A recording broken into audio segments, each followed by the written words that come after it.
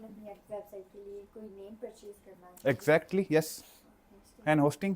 अपनी उसको मतलब upload उसको. The platform on which you are uploading your website.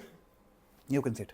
Okay, the domain is the name of the website you are choosing. For example, I want to create a website for myself. My name is Sparsh Verma. So I will create a website www.sparshverma.com. I will go on Google, type my name and find this domain. How can I find my domain?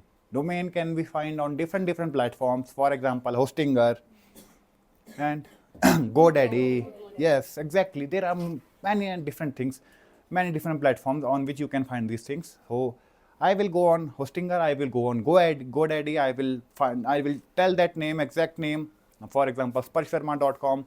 If anybody has further purchased that site, so GoDaddy will tell me, that will give me a exclamation or error. This site has been already purchased.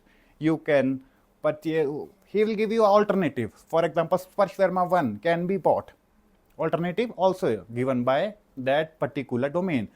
So alternative has been given. So you can purchase that domain. That already, I think, for hosting a website for 1 month, it costed you around 100 rupees or 200 rupees. It's not that much costly. And for hosting, you need a platform.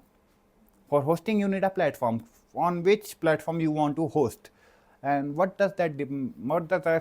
What does hosting means? Hosting will provide you a secure place, a storage, and a security system for your website.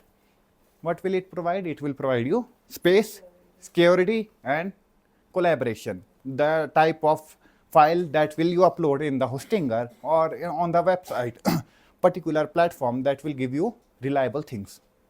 You can write down that.